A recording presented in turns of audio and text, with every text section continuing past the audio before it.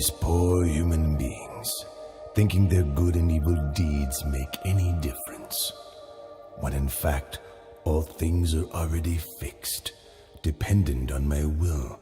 They are so ignorant. The Brahma god Baka has the wrong view. I will help him to see the truth of things.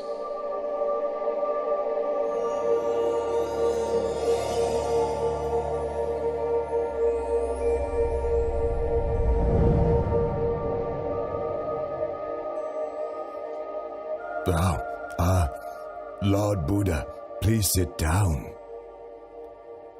Has the Lord Buddha some important reason for coming to see me? Or would this be more of a social call? Baka, I am aware of your thoughts and beliefs. Knows my thoughts and my beliefs. Well, never mind. I've never concealed them. They are the truth, on heaven and in the human realm. Everything that exists in this universe is all fixed and eternal, all created by me. There is nothing on earth or in the sky, in the sun, in the moon, and the stars, of which I do not have omniscient knowledge. Nothing is hidden from me. Baka, are you sure that you are the creator and master of all things? Are you sure that you alone know all things and that nothing is hidden from you? Absolutely. In that case, why don't you use your powers to create a magic body and hide in a place you believe nobody else can find? Then I will look for you. Ha ha ha ha! Yes, sure. I can do that. Try to find me if you can.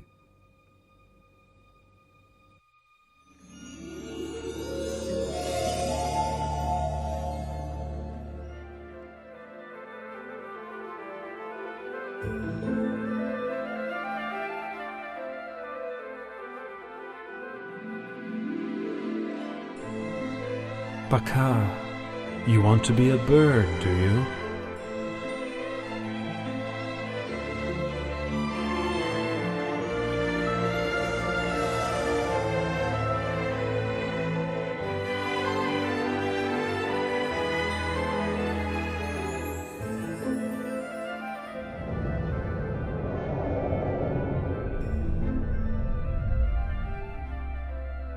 Baka, so you want to be a bee. Is that why you're buzzing around the flower pollen?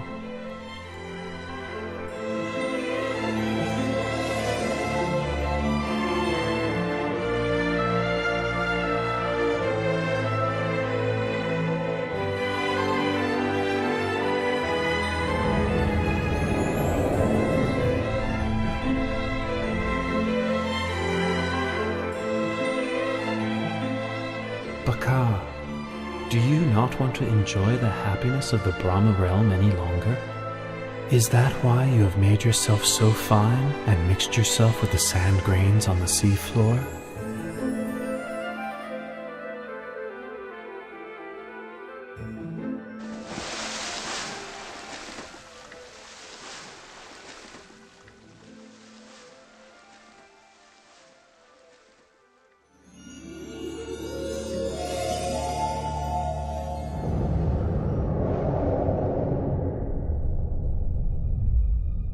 Lord Buddha, I grant that you are capable of finding me, but now it's your turn.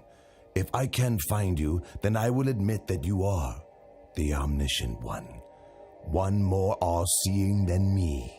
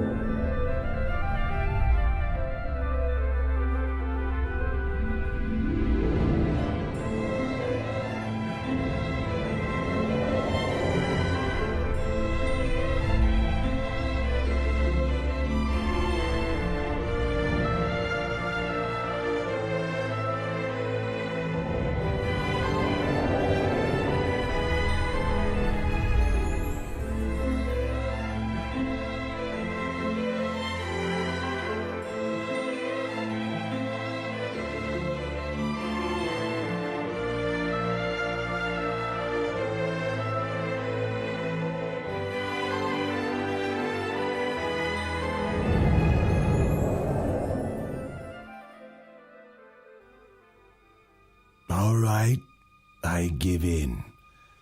Whatever world system, whatever universe you've concealed yourself in, please show yourself. Baka, I did not conceal myself in any world system or universe. All the time that you were searching for me, I was walking up and down above your head.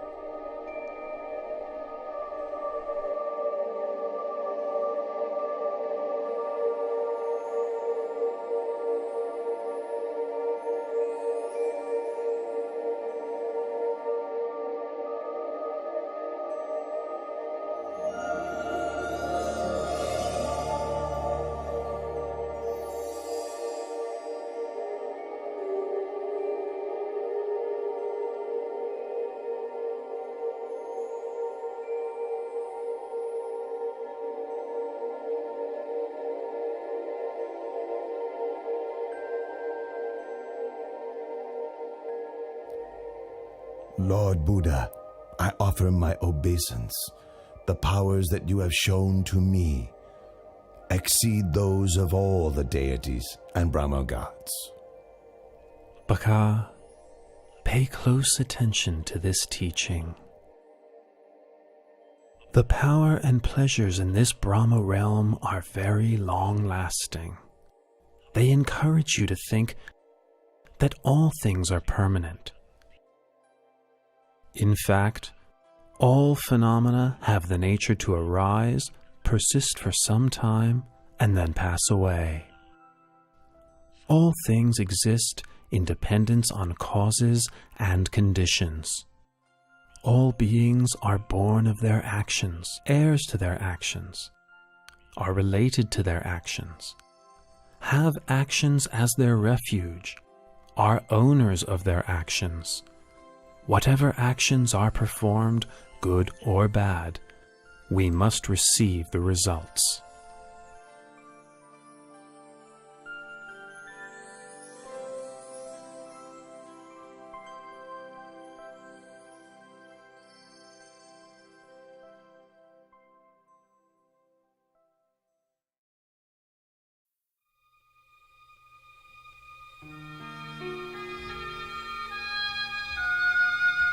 Lord Buddha, you are seriously ill. You are in tremendous pain. Yet, you maintain great composure. You withstand your discomfort with great patience and tolerate your illness with determination. It fills me with great faith that the Lord Buddha will live a long life, with disciples and followers forever. Ananda, at this moment I have reached 80 years of age. My body is growing weak, like a dilapidated old wagon, held together with pieces of bamboo. It is not strong enough to last forever. But I am focusing my will to keep my body going and make this travel possible. You should be mindful to take care of yourself. In this universe, there is nothing that is more important than yourself.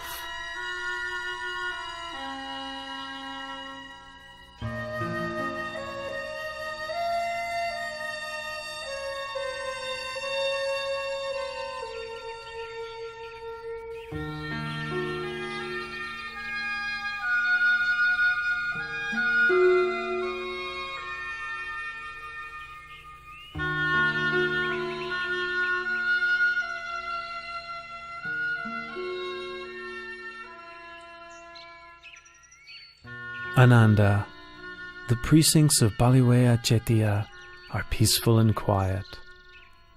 Should anyone develop the 4 methods for success and have the wish to extend his life for a very long period, he will surely succeed in what he wishes.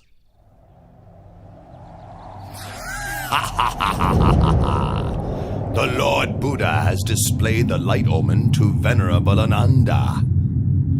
In order that Venerable Ananda might invite him to extend his lifespan and continue teaching the Dharma for a longer time. Don't count on it!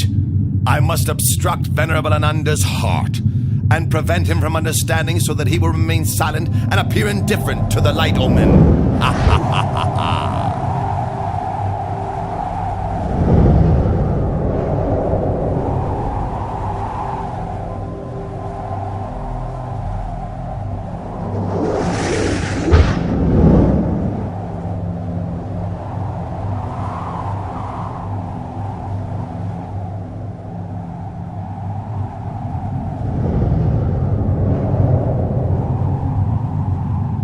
The Buddha has spoken to Venerable Ananda 3 times, and each time I've obstructed the message, leaving Venerable Ananda silent. Ha ha ha ha! Ananda, go and find a peaceful place and develop your meditation.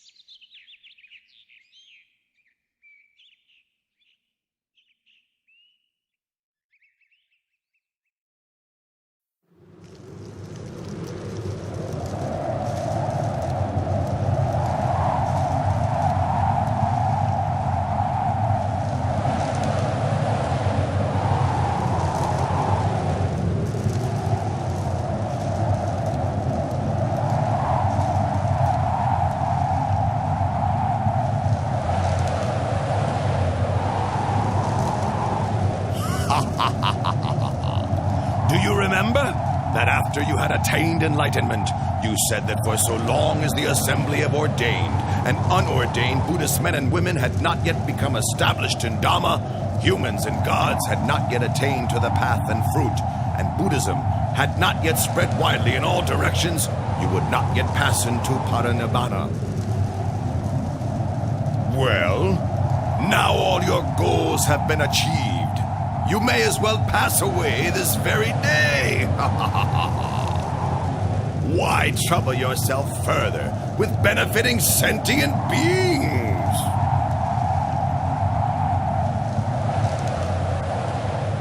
Mara, no need to get heated up with worries and speculations. In 3 months' time, I will enter Parinibbana. Be sure, then, to keep your promise.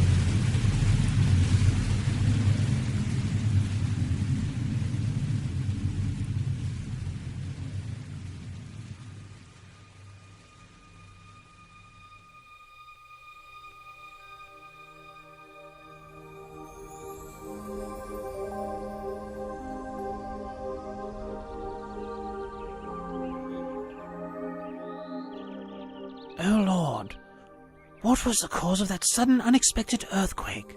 Please tell me. Ananda, there are 8 possible causes for such an earthquake. 1.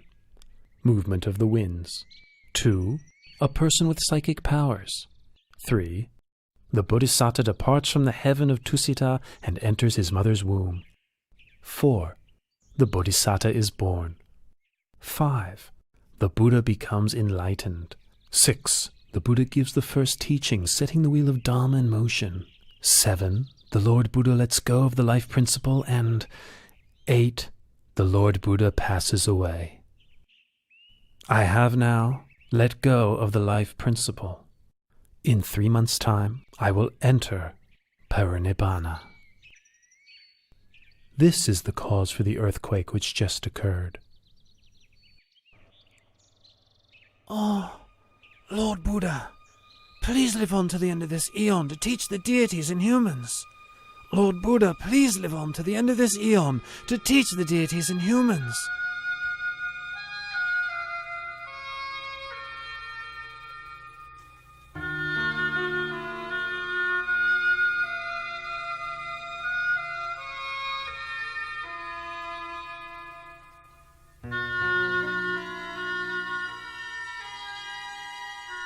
Ananda, why do you make this request of me 3 times? Oh Lord, you said that whoever develops the 4 methods for success, should he desire to extend his life for a long period of time, he would be able to do so. That's why I have just now pleaded with you 3 times. Ananda, I have displayed the light omen, giving you the chance to invite me to extend my life 16 times already, 10 times in the city of Ratchagaha, and 6 times in the city of Vesali. The 16th time was just now, in the precincts of Pawala Chetia. After which, I let go of the life principle. Had you made your invitation on any of these occasions, I would have turned it down only twice, and accepted the 3rd invitation. But now I have met with Mara, and resigned to dying. That which the Tathagata has let go of, has undone, abandoned. It is not suitable to ask that he take up such a thing again. Ananda, all conditioned things have impermanence as their very nature. Having arisen, they must eventually cease. Complete cessation is the fulfillment of happiness. Nothing can be compared with it.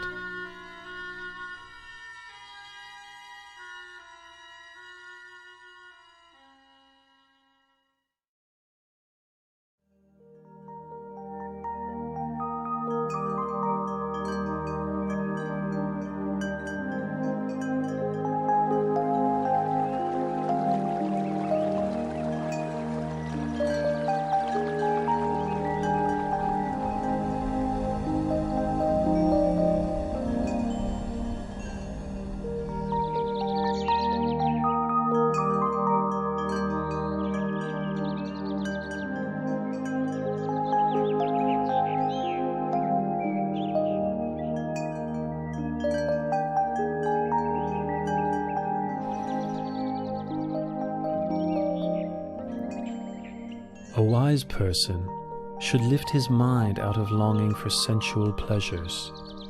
Give up this snare of Mara, using mindfulness for restraint. A wise person is able to control himself, able to attain victory over himself. Lord Buddha, in addition to coming to stay in my mango grove, you have also given me a Dhamma discourse. You have shown such kindness to me, Junda, the goldsmith's son.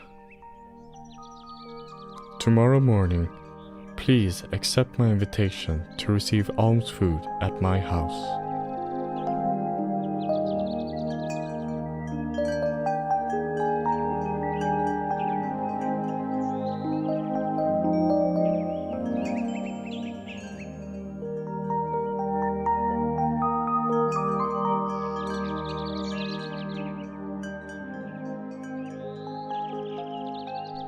This dish is called Sukaramatava. It is a fine and nutritious food. Please may the Lord accept it. Junta, this Sukaramadava is food that has been prepared, especially for me, and is suitable only for me. Apart from mine, no stomach could digest it. I give you the remaining portion to please bury in the ground. And for my monks and disciples, please bring them food of another kind to eat. Yes, Lord.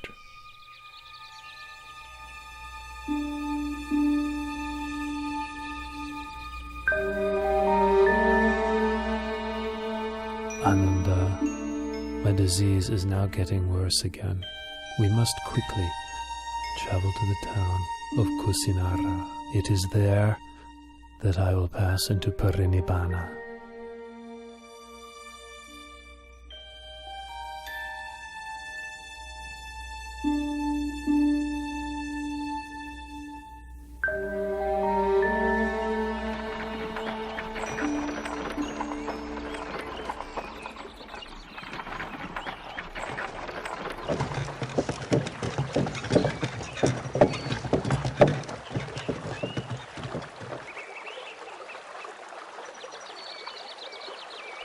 Ananda, let us stop and rest under this tree. And please fetch me a little water to drink, will you? This river is drying up, and a caravan of carts has just crossed. The water is muddy and unsuitable for drinking. The river Kakudar is not far from here. Its water is clear and cool. Please, travel on a little. It's not very far. You can drink and bathe there.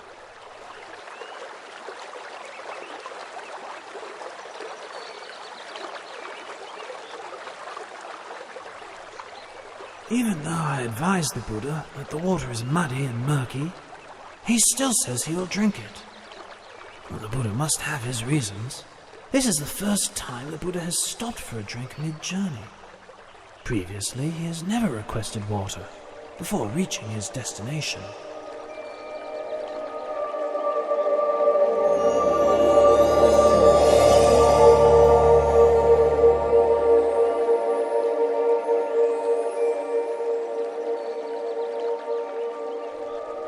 Oh, how great is the Buddha's power!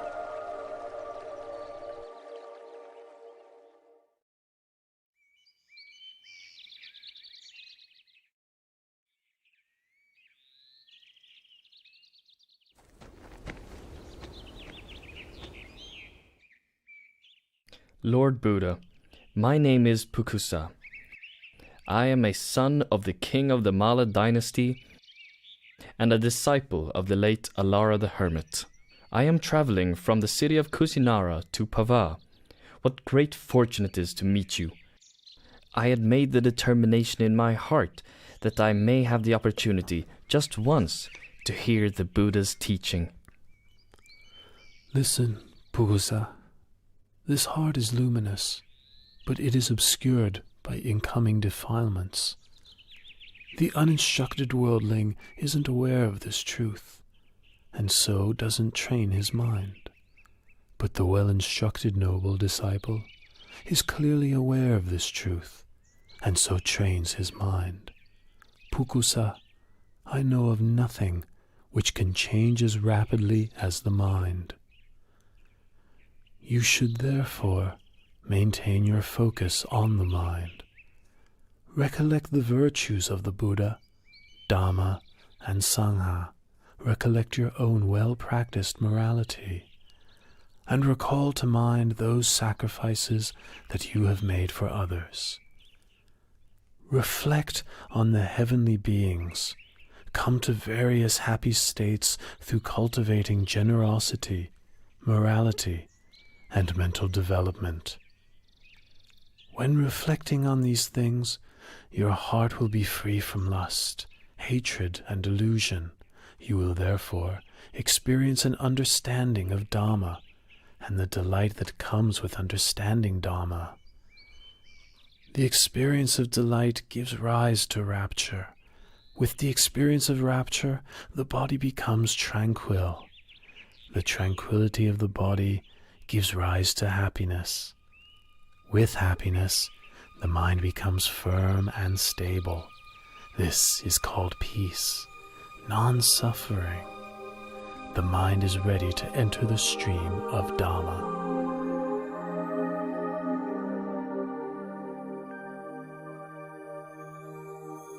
These 2 pieces of Singivana cloth are very valuable. The cloth is fine, delicately woven with a golden glow like the coals of a warm fire.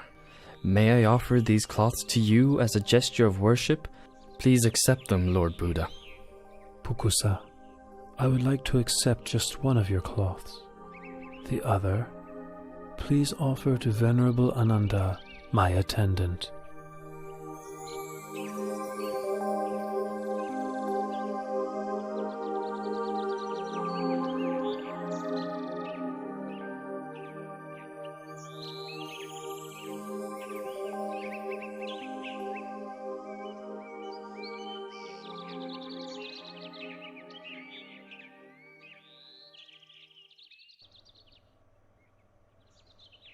Lord, these Singivana cloths are of great value.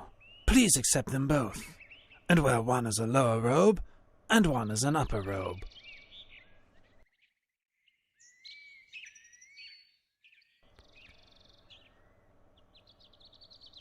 Oh, Lord, your complexion is splendid, clear and bright. What a wonderful sight! Ananda, the Buddha's complexion appears pure and bright on two occasions. One before the moment of enlightenment, and the other before the moment of parinibbana. We must quickly travel on to Kusinara.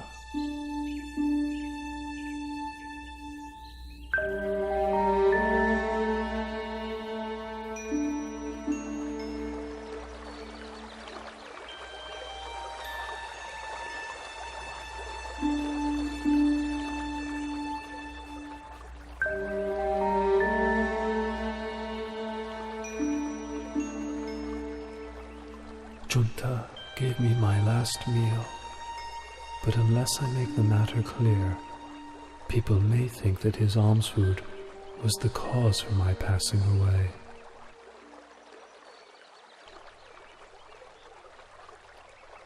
Ananda, alms food offered on two occasions is of special merit and will give great fruit. The honeyed milk rice offered by Sujata supported me at the time when I ended the mental defilements. The Sukara Madhava offered by Junta will take me to the ending of the 5 aggregates, the last residue of conditioned things. Should anyone blame Junta, you should explain what I've told you. Should Junta blame himself, you must ease his worry with these words of mine. The food which Junta offered to me was the final meal that sustained me.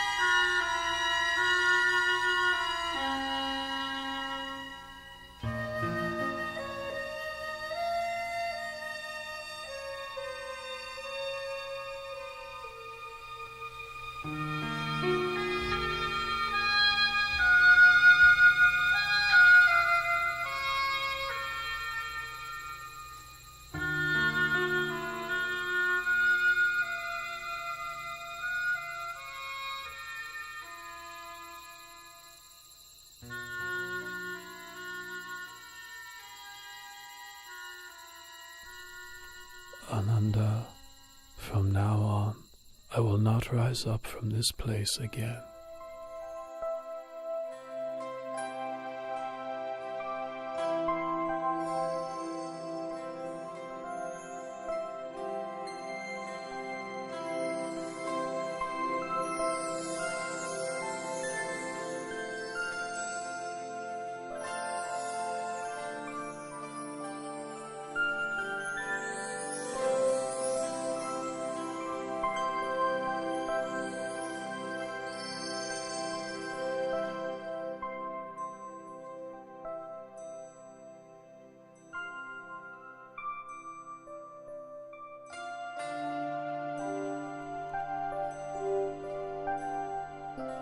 Ananda, if in the future someone should offer material things of great value as tribute to me, no matter how great the value of such things, such a tribute would not be the highest homage. Ananda, whoever should practice according to the Dhamma which is rightly taught by me, Such a person pays the highest homage. Ananda, I will pass into Parinibbana tonight. Lord Buddha, please don't pass away in a small town as Kusinara. Please travel on to a large city, such as Savatthi, Kosambi, or Varanasi. These cities have large numbers of nobles, Brahmins, and householders who have great faith in you and the lessons you have given them. Ananda, do not fault Kusinara for being such a small town. In the past, it was a great capital city with tremendous wealth, abundant food, and many citizens. The sounds of singing and music were heard throughout the day and all night. Another thing, should I go to pass away elsewhere, Supada Paripajaka would not meet with me, and therefore would miss the opportunity to attain enlightenment. If I should attain to Parinibbana in another city, a great war would break out with squabbling over my bodily relics as the cause. Here in Kusinara lives Dona the Brahmin. He is capable of quelling such disputes. He will distribute the relics of my cremated body amongst the nobles who come here from many different cities. As a result, there will be no war. These are the reasons I have made the effort to reach Kusinara. In the past, great numbers of those with faith in the Dharma would travel from every direction to seek you out, listen to your teachings, and ask you questions. But from now on, all those people and myself will be deprived of the opportunity to see you and to have an audience with you. Ananda, there are 4 places which are apt for recollection of me. 1. Lumpini Park, where I was born. 2. Bodh Gaya in the state of Magadha, where I was enlightened. 3. The Deer Park at Isipatana, where I gave the first Dhamma teaching. And finally, the place of my Parinibbana Salavana Park in Kusinara, right here. Those who make pilgrimage to these 4 locations will experience disenchantment with the world and feel inspiration to follow in my footsteps. Lord Buddha, in this celibate life, one often encounters women. Some are mothers, sisters, and relatives of monks. Others are those with faith in the Triple Gem. How should a bhikkhu practice in relation to women? Ananda, a bhikkhu ought not to look at women at all. It is better this way. But if a bhikkhu must see women, how should he behave towards them? Ananda, if it's necessary to see women, they ought not to engage in conversation with them. It is better this way. If it is necessary to converse with women, how should a bhikkhu practice? In that case, a bhikkhu should have well-controlled mindfulness and sense restraint. He should have orderly speech, and guard his mind from falling prey to lust or infatuation. The beautiful things of this world themselves are not sense desire, but the lust which arises in one's mind due to unwholesome intention, that is a person's sense desire. Once one has abandoned pleasure in unwholesome states, the beautiful objects of this world still exist, but there is no way one can be harmed by them. Lord Buddha, after you have passed into Parinibbana, how should we treat your body? Use the method for treating the body of a wheel-turning monarch. Wrap the body in 500 layers of white cloth, lined with cotton wool. Then place it in a coffin with perfumed oil. Then place the coffin on a pyre of sandalwood. Once the body has been cremated, enshrine the relics in a stupa, which is to be built at a crossroads, so that people can pay their respects there for a long time to come.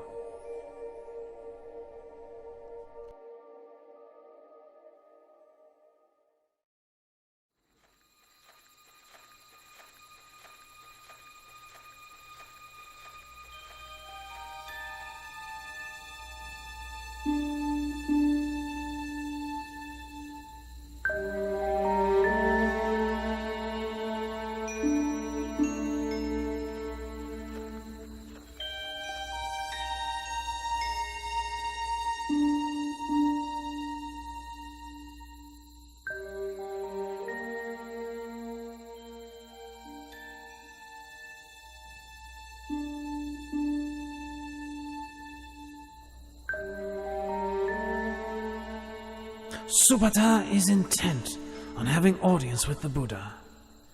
Now each of the Mala dynasty kings have just finished approaching the Blessed One, who is sick. If I allow any more guests, it'll be a great burden on him. Supata, I can't permit you to see the Buddha. At this time, he is seriously ill and must rest. Ananda, please allow Supata to come to me. At this time, there are 6 renowned schools of doctrine. Each has many followers. Of these 6, can you tell me which are led by an arahant?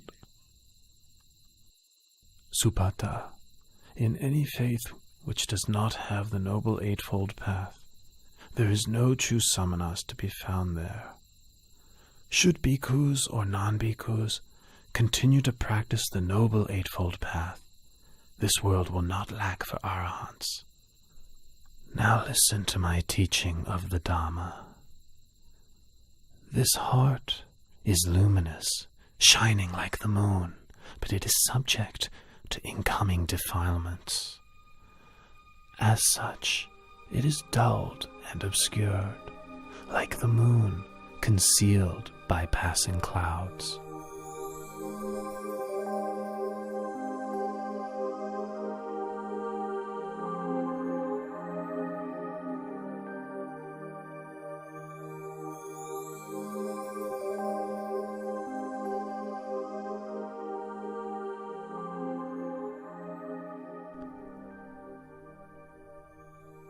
Lord Buddha, teacher of the most excellent Dhamma, you make right that which I've wrongly seen for so very long. Please may I take ordination in the Buddha's dispensation? Ananda, please take on the task of ordaining Supata as a bhikkhu.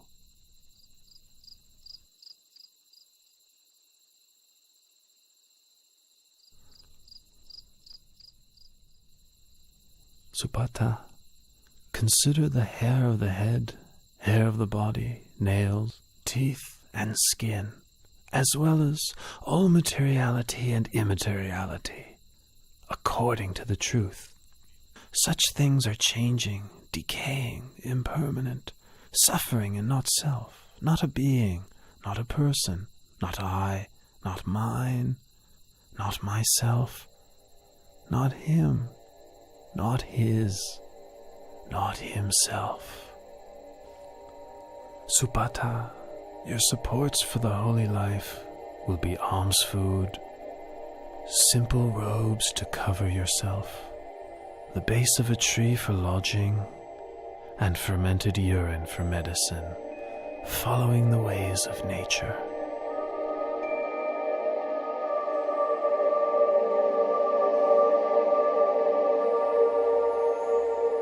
Having received instruction from the Buddha, Subhada went off alone and practiced contemplation until attaining to arahantship that very night. Venerable Subhada is considered to be the last disciple who attained to enlightenment while the Buddha was still alive. Loyal bhikkhus, when I have passed away, the 84,000 teachings of Dhamma Vinaya will be your teacher. Don't think to yourselves, now that the Buddha has passed away, we'll have no teacher.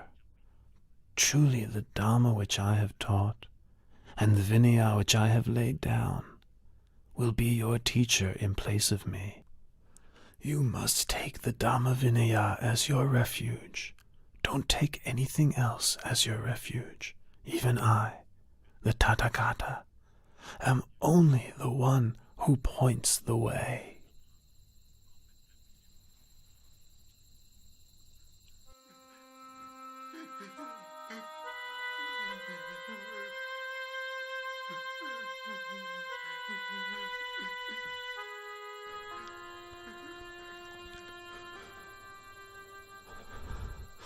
The Lord Buddha is about to abandon me and enter Purnibbana.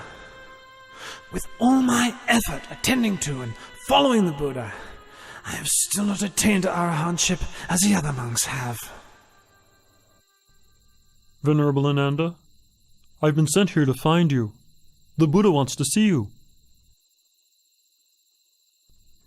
Ananda, come and sit close by.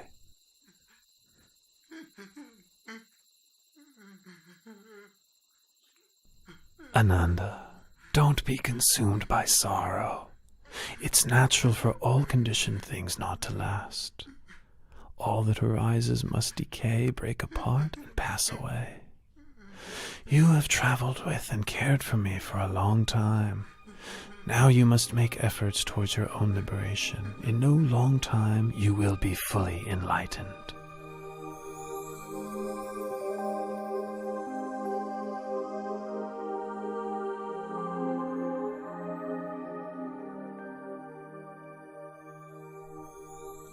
Ananda, Chanabhikkhu has views of self-importance because he's been close to me since the household life.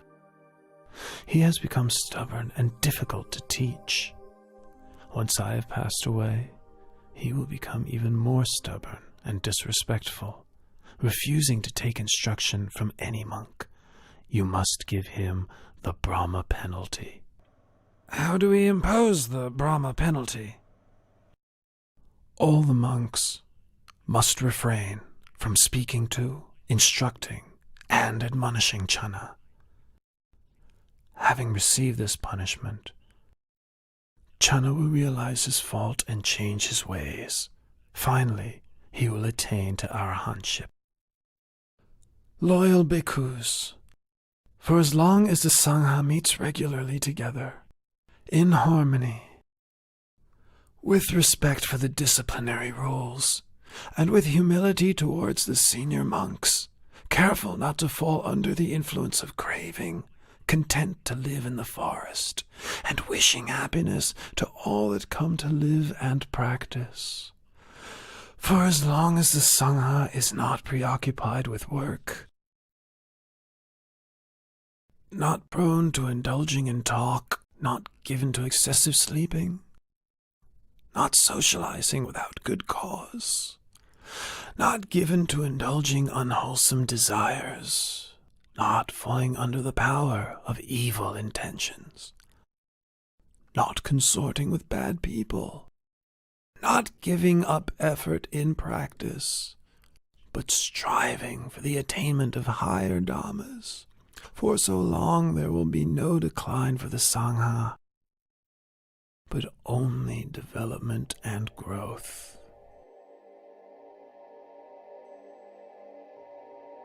Bhikkhus, I remind you that all conditioned things are of the nature to decline and cease. Free of heedlessness, develop yourselves and benefit others to the utmost.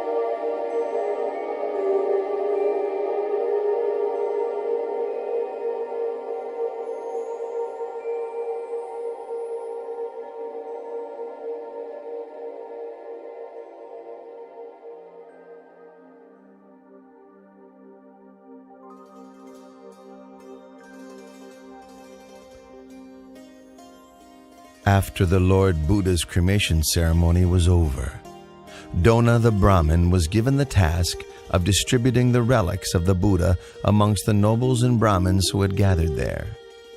In each of the 8 states represented, a stupa, or chediya, was built for enshrining the relics, so that people could pay their respects to the remains of the Buddha. 1. King Ajatasattu of Magadha built a stupa in Rajagaha. 2. The Likhavis built a stupa in Vesali. 3. The Sakayan royalty built a stupa in Kapilavatu. 4. The Mauryan royalty built a stupa in the city of Alkapa. 5. The Kolayan royalty built a stupa at Ramagama. 6. The Malla royalty built a stupa in the city of Pava. 7. The Malla royalty of Kusinara built a stupa in Kusinara. 8. The Brahmins of Vetadipa built a stupa in the city of Vetadipa. As for Dona Brahmin, he built a stupa at Kusinara for housing the golden urn, which had contained the relics of the Buddha before they were distributed. This reliquary is known as Tumba Stupa, or Tumba Chediya. 3 months after the Buddha laid down the khandhas and attained parinibbana, Venerable Maha Kassapa led the Sangha in the first rehearsal of the Dhamma Vinaya at the cave of Satapana on Mount Vebhara, outside of Rajagaha, with King Ajatasattu as the royal host. After the duration of 7 months, the first rehearsal of the Dhamma Vinaya came to its conclusion.